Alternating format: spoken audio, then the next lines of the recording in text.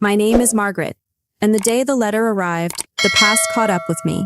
It wasn't just a wedding invitation, it was a reminder of every time my father had introduced me as just a security guard, the grimace in his voice making it clear that, in his eyes, I had fallen short. But as I held that cream-colored card with its embossed gold letters announcing his third marriage, I knew I couldn't avoid the confrontation forever. If you've ever lived under the shadow of someone else's expectations, never quite enough in their eyes, you'll understand why I ask you to subscribe. Because this story is about how life sometimes forces people to see us differently, whether they want to or not. My father, Richard Williams, had built his life like an empire, brick by brick with status and money as the mortar. A senior investment banker in New York, he measured worth in polished offices, charity galas, and acquaintances who boasted about their stock portfolios. From the outside, his life gleamed like crystal. Inside our family, things were colder, harsher. When I was 12, my mother finally left him. Audrey was a kindergarten teacher, all warmth and patience, and she had tired of being little more than an accessory to his ambition. After that, my weekdays were full of peanut butter sandwiches and secondhand paperbacks in her modest apartment, while weekends were spent in Dad's gleaming penthouse overlooking Central Park. I learned quickly how to adapt, how to eat quietly in one world and make small talk in another. By the time I was 17, Dad had my future mapped out. Ivy League, law school, a job at one of his friends' firms. When I told him I was enlisting in the army, he looked at me as though I'd spat on the table. The military, he scoffed, dabbing his mouth with a linen napkin. People from our background don't enlist. They become officers, if they serve at all. I went anyway. 4 years in the army taught me discipline, leadership, and courage. The kind that comes from staring down situations far scarier than failing to meet a parent's expectations. When I came home, I studied criminal justice on the GI Bill, working nights as a campus security officer. By 29, I had risen through the ranks at Meridian Protection Services, one of the country's most respected private security firms. My specialty was threat assessment. I'd recently run security for an international diplomatic conference, and my supervisor had nominated me for an award. Not that any of it mattered to my father. To him, I was still just a security guard. So when that wedding invitation arrived, embossed and extravagant, I nearly tossed it in the bin. But my friend Alicia convinced me otherwise. "Prove him wrong," she said, helping me choose a navy dress that felt dignified and strong. I wanted, though I hated to admit it, a chance for him to see me as I truly was. The rehearsal dinner was every bit the circus I had feared. Crystal centerpieces, ocean views, carefully assigned tables. When Dad introduced me to an older couple, he did it with the same dismissive shrug as always. "This is my daughter, Samantha. She's a security guard, not a senior specialist, not an army veteran, not a professional trusted to protect diplomats. Just a guard." I smiled through it, even when I overheard someone whisper, "With Richard's connections, she could have been anything." By dessert, I wanted to leave. Alicia texted back encouragement. "His opinion doesn't define your worth." Still, each dismissive introduction left me hollow. I stayed. Pride maybe. Or some quiet hope that tomorrow might be different. The next afternoon, under a sky so blue it felt staged, I noticed the first crack in the glossy facade. A catering worker who didn't quite fit his jacket too loose, his movements too sharp, his eyes scanning not like a server's but like a predator's. Soon I saw two more. When I followed them down a service corridor and overheard whispers of 2 million in jewelry and 4 more coming through the east entrance, the chill in my veins told me exactly what I was facing. They were planning a coordinated armed robbery. I alerted the police and the resort's head of security, Jenkins, but the timing was against us. Officers were 20 minutes out. The ceremony was already starting. And the suspects weren't waiting. They were positioning themselves, weapons under jackets, eyes sharp with intent. I had seconds to choose, sound the alarm and risk panic, or stay low and intervene. When the first robber drew his weapon and fired into the air, ordering guests to hand over their valuables, chaos erupted. My father's new wife clutched his arm as another man shoved a gun in their faces, demanding watches and diamonds. That was when training took over. I moved quickly, disarming the leader with a precision strike, turning his own momentum against him. Gunfire followed, a burning pain tearing across my arm, but I didn't stop. I shielded guests, directed security, confronted a man holding a hostage in the kitchen, and ended it with nothing more than bruises, blood, and 7 suspects in handcuffs. By the time the police secured the scene, my father was staring at me with something I had never seen in his eyes before. Awe. And yet, when the paramedics stitched my arm, all I could manage to say was, "It's just part of the job, even if it is just being a security guard." The words stung him. I saw it in the flush of his face. What I didn't know then was that the next morning, when the news broadcast my name, my photo and footage of me taking down armed criminals, that line between just a guard and what I truly was would vanish forever. By morning, the hotel room was full of light and the kind of silence that makes you hear your own pulse. My phone wouldn't stop buzzing, texts from Alicia with a string of "Are you okay?" and a measured voicemail from my mother, all pride and worry braided together. When I switched on the television, I didn't recognize the person on the screen. The Chiron called me a security expert. Grainy cell phone clips showed a woman in a navy dress moving with purpose, and it took a breath or two to accept that she was me. Downstairs, brunch had been relocated to a smaller room, as if shrinking the venue could shrink what had happened. Guests hovered in shoals, voices low, plates pushed around rather than eaten. When I stepped in, Eleanor crossed the room more quickly than I'd thought her stilettos would allow. "How's your arm?" she asked, eyes flicking to the bandage peeking under my jacket. "It'll heal," I said. I heard the detectives wanted a follow-up. "They're on their way." Her composure trembled and then righted. "Thank you," she added, and this time the words didn't sound rehearsed.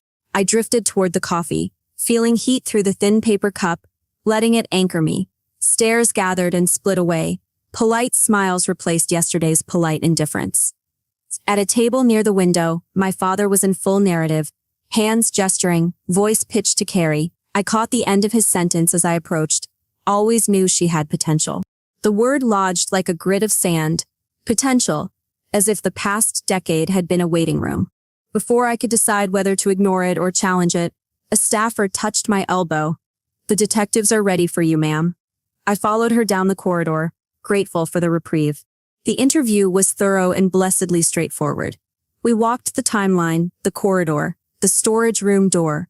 I described faces, shoes, the cadence of their scanning. They told me all 7 were in custody, and that a search of the van had tied the crew to other robberies up and down the coast. "You'll probably be asked to testify," the lead detective said, not unkindly. "And don't be surprised if the department reaches out about a commendation." "I'm not looking for a medal," I said. "Doesn't mean you didn't earn one," he replied. Back at brunch, the volume on the wall-mounted television crept up. A newscaster recapped the story, and then rolled security footage I hadn't known existed. My body moving across the frame in clean lines. The leader's weapon sliding out of his grip, a blur of kitchen tile and a hostage widening to relief. You could have heard a fork land on carpet. Someone breathed, "Oh my God," as if the screen had sprung a trap. Across the room, my father's hand loosened. His champagne flute tipped and fell, the neat little explosion of crystal unnaturally loud in the hush. For once, he didn't try to tidy the moment with a joke. He stared at the screen, then at me, and in that pivot, something old in his face cracked open. The applause started ragged and reluctant and then gathered into a tide. I didn't want it. I didn't know what to do with it. People stood and formed a circle without quite meaning to, questions rising like birds. Was it true I was a veteran? Hadn't Meridian handled that big gubernatorial event? How had I known what I was seeing? "Pattern recognition," I said. "You train your eyes and then you trust them." I gave as little as I could. No bravado, no movie gloss. Because the more they wanted to turn me into a story, the more I wanted to be a person. "Let me through." My father's voice came from behind the ring of shoulders. He reached for me, an arm across my back as if he'd done it 1,000 times. The contact felt borrowed. "The hero of the hour," he said to the room, and even he seemed to hear the hollowness in it. "Dad?" I said quietly. "I have a train to catch." "Nonsense," he said too loudly. "People want to hear about your—" He swallowed, corrected himself. "About your work." A manager approached, murmuring about reporters waiting outside. I shook my head. "Please tell them I'm not giving a statement." When she left, my father looked startled. You don't want the publicity? It could be good. My career doesn't need a camera, I said. It needs competence. That's the point. He looked lost for a second, as if someone had taken away a tool he'd always counted on. Praise, polish, public narrative. Then at least could we talk. Privately. We found a corner beyond the buffet, a little alcove with a view of the water. On the television behind him, a security analyst pointed with a pen at my movements, narrating my decisions in sterile, admiring terms. My father kept glancing past me and then forcing his eyes back. I didn't understand what you do, he said finally. You didn't ask, I replied. He flinched. I thought you were working doors at clubs or malls. He stopped because the rest would cost him. I thought you were squandering your advantages. And if I had been, I asked, would that have made it acceptable to introduce me as a cautionary tale to your friends? He had the grace to shut his eyes. When he opened them, they looked older. You're right, he said. I've been dismissive. I've been cruel, even if I thought I was being realistic. The word tasted wrong in his mouth. I don't get to airbrush that. We were interrupted by a murmur rising from the television. My firm's front steps, my boss speaking in a clipped, measured tone about training and standards and pride. Around us, forks lifted, paused, conversations thinned again. The room had turned into a theater by accident. I felt my face burn and wanted only to leave. I should go, I said. Please, he said, reaching and then pulling the hand back when he saw my bandage. Just later, this afternoon, give me an hour, somewhere quiet. I hesitated and then nodded. Text me. In the hallway, my phone vibrated. Martin from Meridian. You all right? He asked without preamble. Stitched and sore. Good. We're issuing a statement and deflecting most of the press. Also, the CEO wants to see you when you're back. I'm not supposed to say it, but I'm saying it. There's a promotion on the table. You did the job we trained for under conditions most people never face. I leaned against the wallpaper, head tipped back. I appreciate it, I said. I don't want to be a mascot. You won't, he said. You'll build something. He let that hang there, something, and then signed off. Late afternoon, the sky turned a paler blue and the resort's top-floor bar sat mostly empty. The ocean turned to hammered glass. My father had already ordered 2 highballs, sweating on a coaster. He pushed one toward me. Club soda with lime, he said. I remember you don't drink when you're on. I took a sip and let the tartness cut through the day. We sat in a pocket of quiet until he spoke. I watched the footage again, he said. Then I watched a breakdown from a security professional who explained it all. How you read the room, how you positioned yourself, how you used your body as both shield and leverage.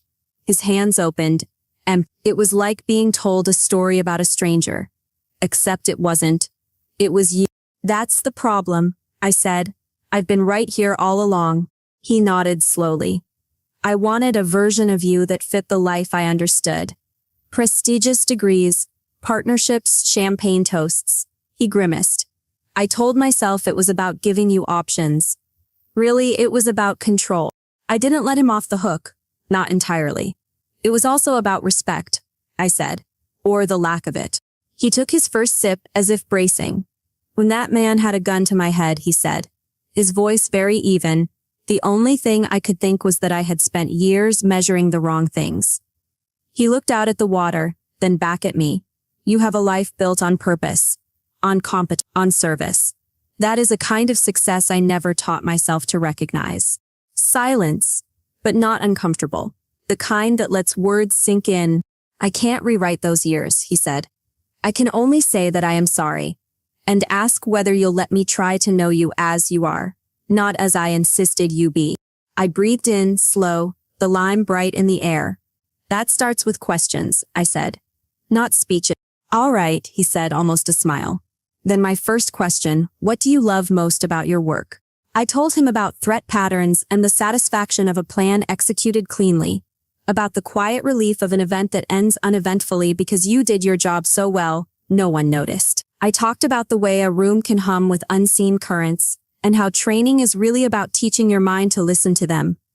I told him about the people, my team, how they watch one another's blind spots.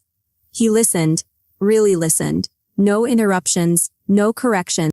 When I finished, he drew a breath. I've been telling a story about you for years, he said. Yesterday, I finally heard yours. We didn't hug. We didn't sweep the past into a corner with a tidy reconciliation. We sat there, two stubborn people in a bar the color of winter light, and let the possibility of a different future take its first uncertain shape.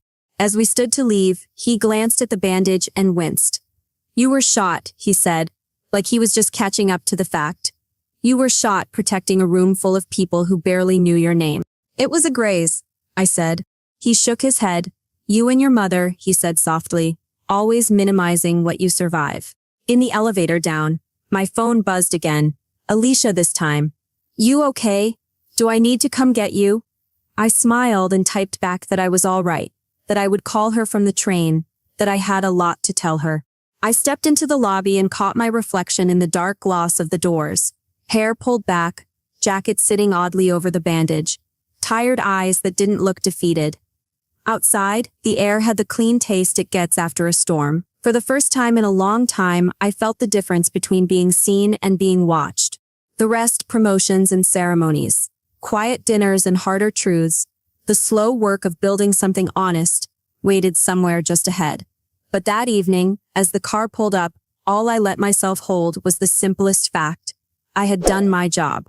I had done it well, and the person who most needed to witness that finally had. In the weeks that followed, life shifted in ways I hadn't anticipated. My firm promoted me to lead a new division on event security. The police awarded me a civilian bravery medal. And for the first time in years, my father began showing up not with critiques, but with curiosity, asking about my work and even attending a training demonstration I ran. It wasn't instant redemption, but little by little, the distance between us shrank, replaced by something real. And though I knew scars both visible and unseen would remain, I finally understood that my worth had never depended on his recognition, only on the integrity with which I lived my own life.